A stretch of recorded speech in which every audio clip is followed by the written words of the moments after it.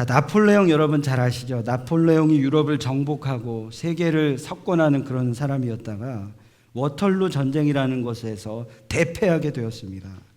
그가 이제 연합군에 의해서 지게 되어서 포로로 잡혀 어느 섬에 유배되었을 때의 이야기입니다. 그는 세계를 제패하는 영웅이었어요. 그런데 이제는 패배해서 죄인의 몸이 되었습니다. 좀처럼 남들에게 자신의 초라한 모습을 보여주고 싶지 않아서 피해 다녔는데 어렵사리 한 기자가 그를 인터뷰하게 되었습니다. 그 기자가 그에게 물었습니다. 지난 날을 회상하셨을 때 가장 행복했던 순간은 언제이십니까?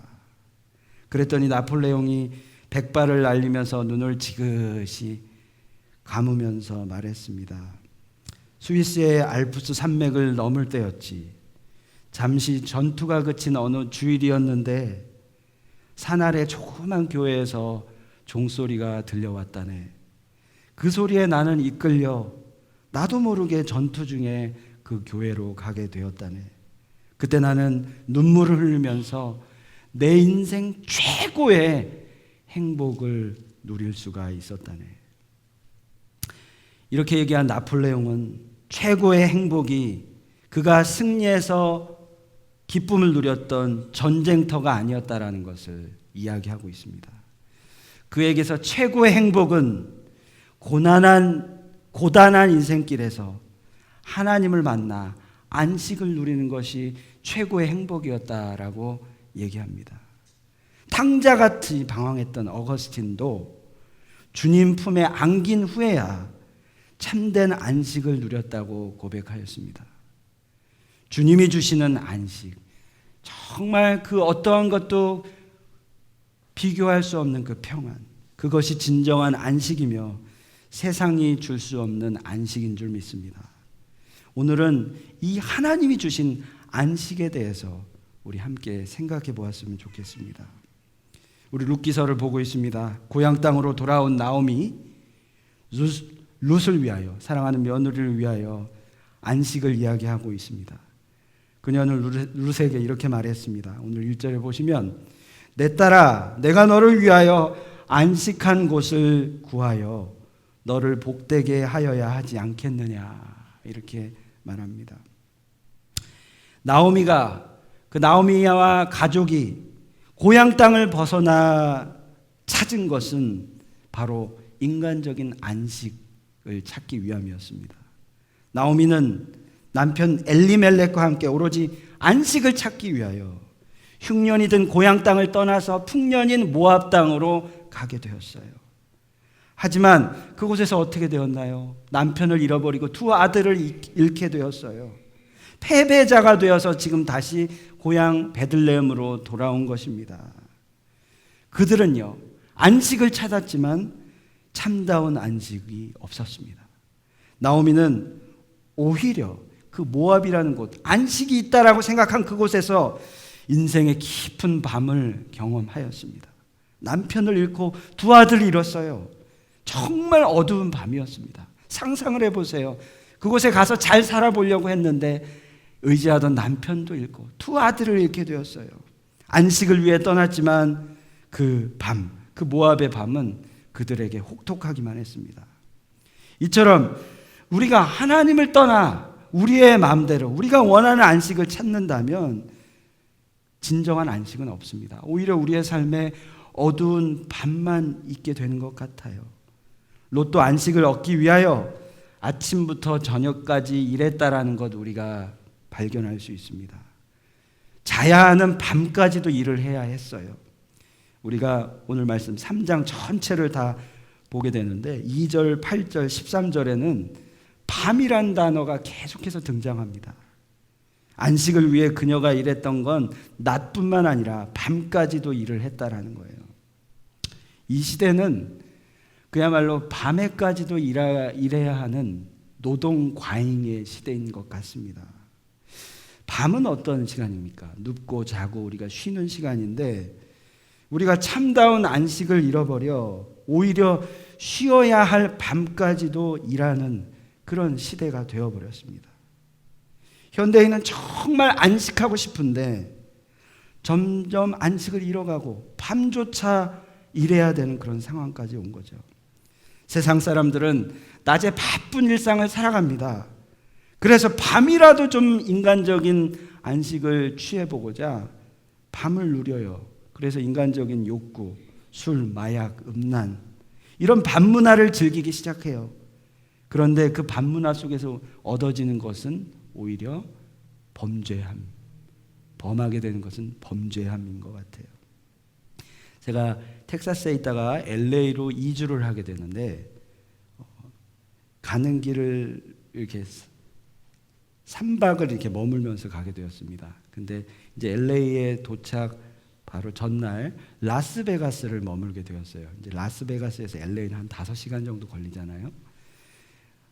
호텔을 머물러야 하는데 라스베가스가 참 싸더라고요. 예, 다른 호텔에 비해서 싸서 라스베가스를 이렇게 들렸다가 이렇게 머물고 아침에 나와야겠다. 밤에 도착했는데요. 화려한 불빛에 눈이 휘둥그레졌습니다. 라스베가스 가보신 분 아시겠지만 정말 그 야경, 그 불빛이 너무 화려해요. 너무 멋있어요. 이 멀리서 라스베가스를 바라보는데 아주 불빛이 반짝반짝이에요. 그리고 들어가서 보니까 정말 정신을 못 차리겠더라고요. 일부러 눈을 막고 호텔에 들어가서 잠을 취했습니다.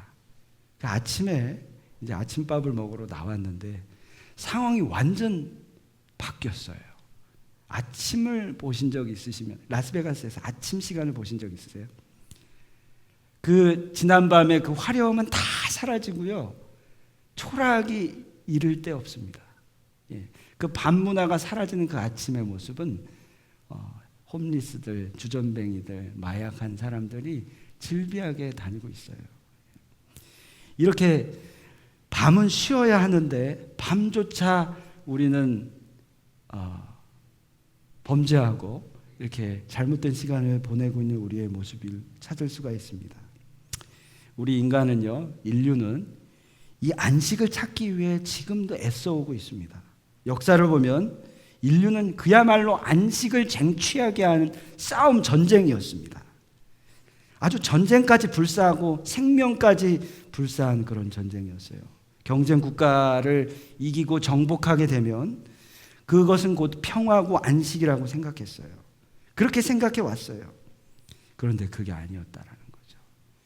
여러분, 지금 북한과 미국이 계속해서 대화를 하고 있는데 그 대화의 목적은 무엇입니까? 북한이 그렇게 계속 협상을 하는 이유가 뭡니까?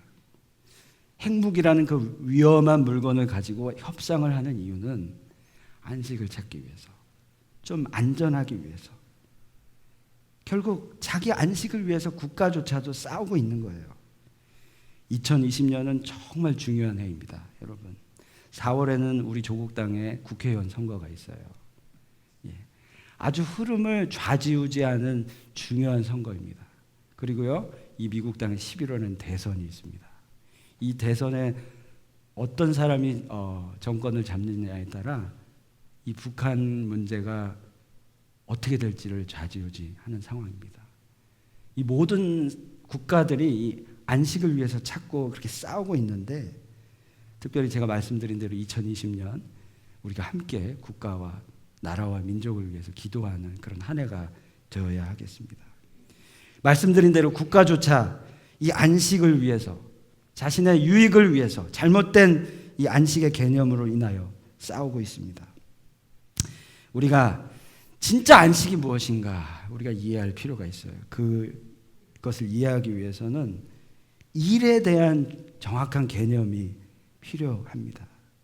우리는 왜 일을 하고 있는 걸까요? 누구나 일을 하고 있습니다.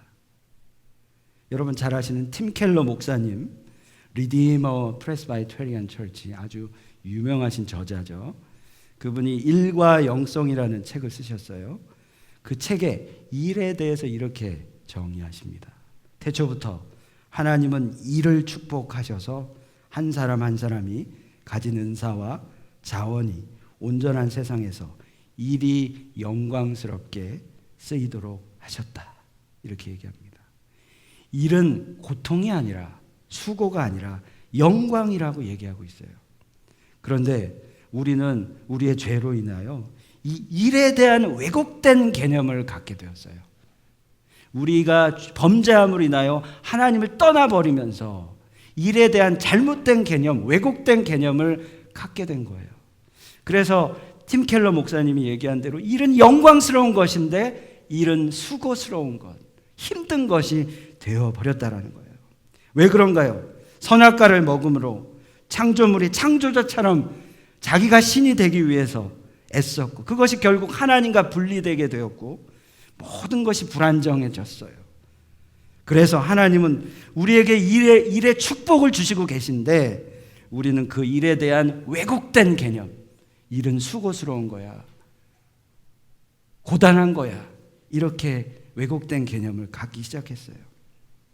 그래서 일은 꼭 안식의 반대 개념이야 라고 생각하는 경우가 많은 것 같습니다. 즉, 일이 우리를 안식하지 못하게 한다라고 생각하는 거죠. 하지만 일은 원래 목적대로, 원래 개념대로 보자면 성스럽고 영광스러운 것, 하나님이 주신 은사와 재능을 하나님의 영광을 위해 돌리는 것, 그것이 일이라는 거예요. 사랑하는 성도 여러분, 우리가 회복해야 할 것이 있습니다. 그것은 일에 대한 올바른 개념, 또한 그 개념을 알고 안식, 진정한 안식을 회복하는 것입니다.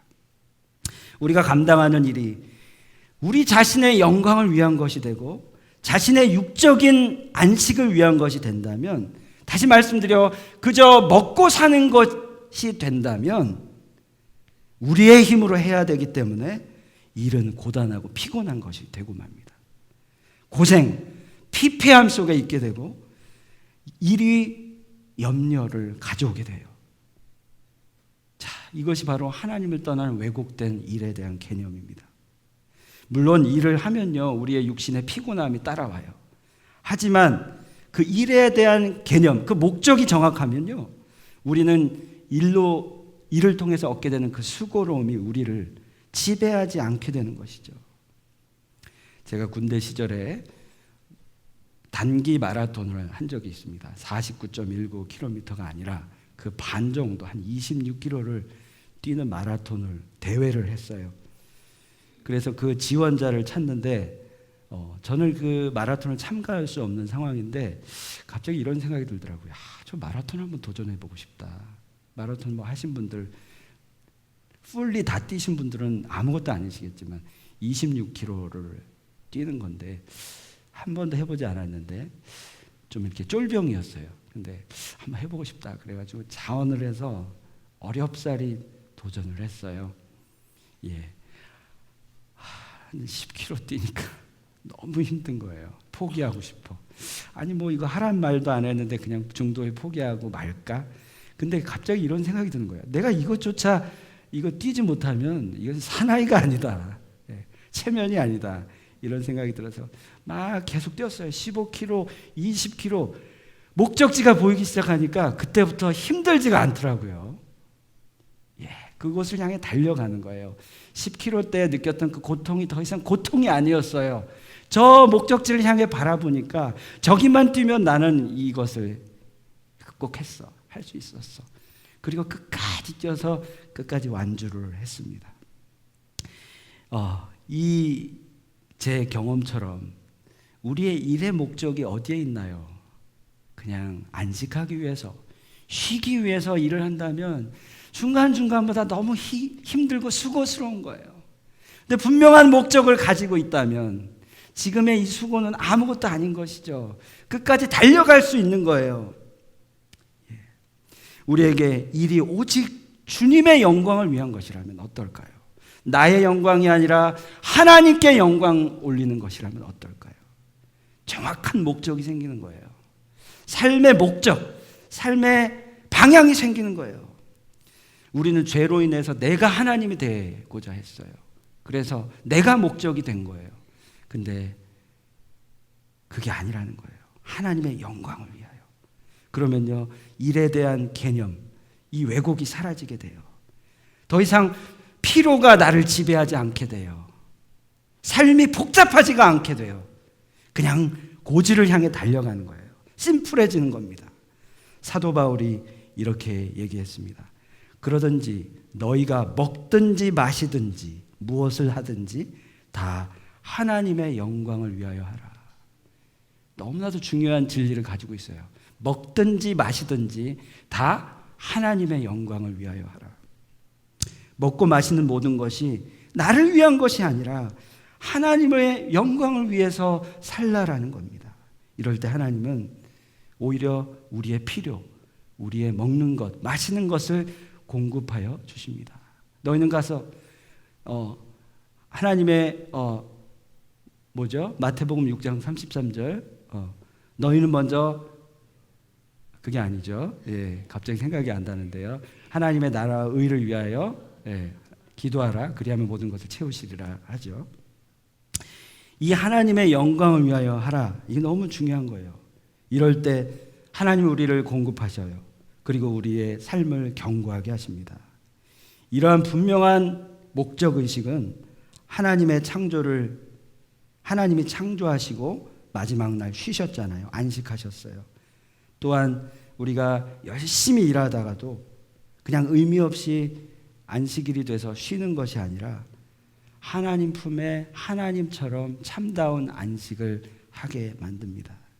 이제까지는 나 자신을 위해 일했지만 이제는 하나님의 영광을 위해 일하고 또 하나님이 쉬셨으니까 우리 또한 쉬는 그런 삶을 살아가게 돼요.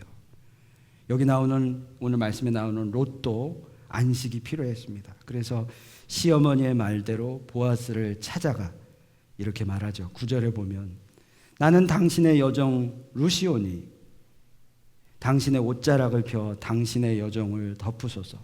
이는 당신이 기업을 물을 자가 됨이니이다. 자, 우리가 이 구절을 보면 헷갈려요. 여기서 자칫 잘못하면 이런 생각을 하실 수 있어요. 웬 과부가 자기 삶이 힘드니까 웬 남자를 유혹하나 이렇게 해석할 수 있는데요. 여기서 이 룻기가 어려워요. 사실 3장부터 어려워져요. 도대체 이게 무슨 의미인가?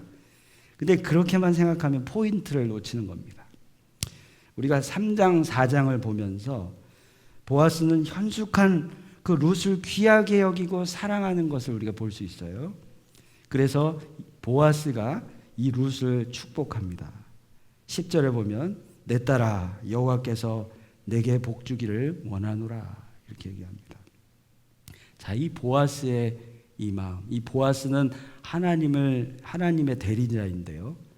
이것이 이 보아스가 바로 하나님의 은혜를 나타내고 있습니다. 룻이 안식을 구할 때 하나님은 그 마음을 아시고 하나님이 참 안식을 주신다라는 거예요. 보아스는 우리가 말씀을 3장, 4장을 보면 그렇게 주님 당신의 옷자락에 나를 덮으소서 했을 때 보아스는 룻의 육체를 범하지 않았습니다. 3장에 보면 오히려 오해할 소지를 두지 않기 위해서 사람들이 서로 알아보기 어려울 때 일어나서 가라라고 선처를 베풉니다. 그리고 당시의 친족의 그 법 보면 후손을 잇는 계대 혼인법이라는 게 있었습니다. 그건 뭐냐면 남편을 잃게 되면 남편에게 가까운 친족에게 결혼을 하게 되고 과부가 그래서 후손을 잇게 되는 법이었어요. 자신보다 더 가까운 사람이 있고 그 사람을 알려주었고 만약에 그 사람이 그 계대 혼인법으로 당신을 구원하지 못한다면 자신이 이 룻을 지키겠다고 그렇게 다짐하고 있습니다. 룻기 우리 3장 12절 13절을 보면 그 내용이 나와 있어요. 우리 12절 13절을 우리 같이 한번 읽어보겠습니다. 시작. 참으로 나는 기업을 물을 자이나 기업 물을 자로서 나보다 더 가까운 사람이 있으니 이 밤에 여기서 머무르라. 아침에 그가 기업 물을 자의 책임을 내게 이행하려 하면 좋으니 그가 그 기업 물을 자의 책임을 행할 것이라. 만일 그가 기업 물을 자의 책임을 내게 이행하기를 기뻐하지 아니하면 여호와께서 살아계심을 두고 맹세하노니 내가 기업 물을 자의 책임을 내게 이행하리라. 아침까지 누워 있을지니라 하는지라. 자, 제가 말씀드렸죠. 보아스는 하나님의 대리자였습니다. 이 말씀, 우리가 룻기 말씀을 깊이 보지 않으면 이것은 그냥 인간적인 어떤 육체적인 그런 관계로 끝나게 돼요. 근데 그 속에서 하나님이 우리에게 말씀하시는 것을 우리가 발견해야 됩니다. 다시 말씀드려요. 지금 보아스는 하나님의 대리자입니다. 보아스는 그의 옷자락에 눕도록 룻을 도와주고 있어요. 쉬도록 안식을 주고 있어요. 그리고 그녀와 그 시어머니 나오미를 위해서 보리 6대까지 보내서 이렇게 지어 보냅니다. 보아스는 율법 약속에 대해서 철저한 그런 자였어요. 성실한 자였어요. 그래서 이 보아스는 하나님이라고 말씀드렸죠. 우리 하나님은 우리에게 참다운 안식을 주기 위해서 지금도 쉬지 아니하시는 분이라는 것 우리가 발견할 수 있습니다. 어디서 발견하냐면요. 우리 18절을 보면 보아스의 그 자비를 듣고 시어머니 나오미가 보아스에 대해서 룻에게 이렇게 얘기합니다. 18절에 보면 내 딸아 이 사건이 어떻게 될지 알기까지 앉아있으라. 그 사람이 오늘 이 일을 성취하기 전에는 쉬지 아니하리라. 이렇게 얘기하죠. 보아스가 기업 물을 자가 되기 위해 쉬지 아니하신 것처럼 자, 우리 하나님은요. 우리에게 은혜를 주시기 위해서 안식을 주시기 위해서 오늘도 쉬지 아니하시는 분인 줄 믿습니다. 그래서 하나님은 이 쉬지 아니하시는 하나님은 그의 사랑하는 그의 아들 예수 그리스도를 우리에게 보내주셨어요. 우리의 참다운 안식을 위해서 하나님이 대신 일하시고 계신 것이죠. 아무 죄도 없으셨어요. 예수님은. 그분이 십자가를 지도록 하셨어요. 그리고 우리의 참다운 안식을 위해서 구원을 우리에게 주셨습니다. 하나님은 요단강 앞에 선 이스라엘에게 안식을 주시겠다고 약속하셨어요. 우리 여호수아 1장을 보시면 하나님이 그들에게 안식을 주시겠다고 약속하십니다. 여호와께서 너희에게 안식을 주시며 이 땅을 너희에게 주시리라. 여호수아가 말하고 있어요. 하나님이 너희에게 안식을 주실 것이다. 이스라엘을 가나안 땅으로 인도하신 이유가 무엇입니까? 자, 우리 이 말씀 여호수아 1장 13절 제가 읽어드렸던 말씀처럼 그 이유는요. 사랑하는 백성들에게 안식을 주시기 위함이었어요.